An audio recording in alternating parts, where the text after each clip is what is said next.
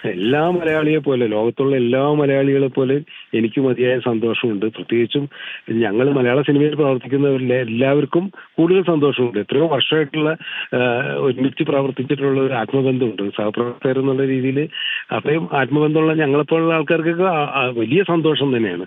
ഞങ്ങൾക്ക് മാത്രമല്ല, മലയാള സിനിമയെ സ്നേഹിക്കുന്ന എല്ലാ മലയാളികൾക്കും മോഹൻലാലിനെ സ്നേഹിക്കാതിരിക്കാൻ കഴിയില്ല.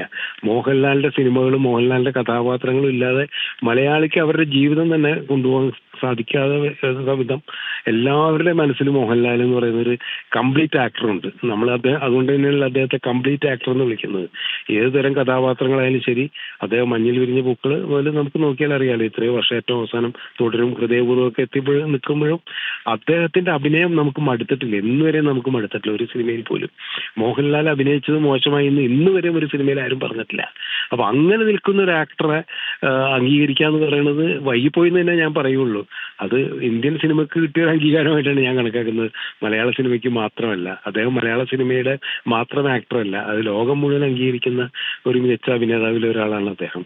അപ്പൊ ഇന്ത്യൻ സിനിമയ്ക്ക് തന്നെ അഭിമാനമാണ് മോഹൻലാൽ. നമുക്ക് മലയാളികളെ സംബന്ധിച്ചോളം നമ്മുടെ ഒരു അഭിമാനവും അഹങ്കാരവും ഒക്കെയാണ് മോഹൻലാൽ. അദ്ദേഹത്തിന് ഇത് കിട്ടി എന്ന് പറയുന്നത് വലിയ സന്തോഷം. അതും ഒരു ആക്ടർക്ക് ആദ്യമായിട്ടാണ് മലയാള സിനിമയിൽ ഫാൽക്കെ അവാർഡ് കിട്ടുന്നത്. അതിനു മുമ്പ് കിട്ടിയിട്ടുള്ള അടൂർ സാറ് സംവിധായകൻ എന്നുള്ള രീതിയിൽ അദ്ദേഹത്തിന്റെ സമഗ്ര സംഭാവനയൊക്കെയാണ്.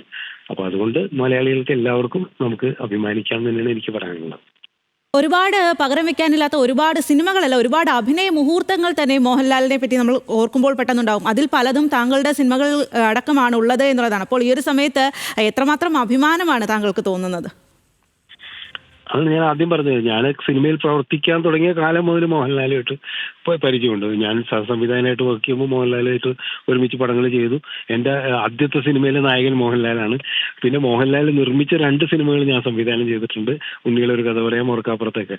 അന്ന് തുടങ്ങിയിട്ടുള്ള ഒരു സൗഹൃദവും സ്നേഹവും ഒരുമിച്ച് പ്രവർത്തിക്കുമ്പോഴുണ്ടായ കൊടുക്കൽ വാങ്ങലുകളൊക്കെ തന്നെ ഒരുപാട് ഓർമ്മകളുണ്ട്. അപ്പോൾ അദ്ദേഹത്തിന്റെ ഒരു ആക്ടർ എന്നുള്ള രീതിയിൽ അദ്ദേഹത്തിന്റെ വളർച്ച കണ്ടിട്ടുള്ള ആൾക്കാർ കൂടിയാണ് ഞങ്ങളെപ്പോലുള്ളവരൊക്കെ തന്നെ.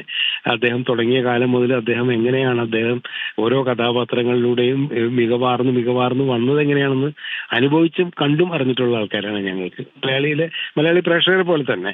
അപ്പൊ നമുക്കൊക്കെ അത് വലിയ സന്തോഷമുള്ളൊരു കാര്യമല്ലേ, ഏറ്റവും വലിയ അഭിമാനമല്ലേ.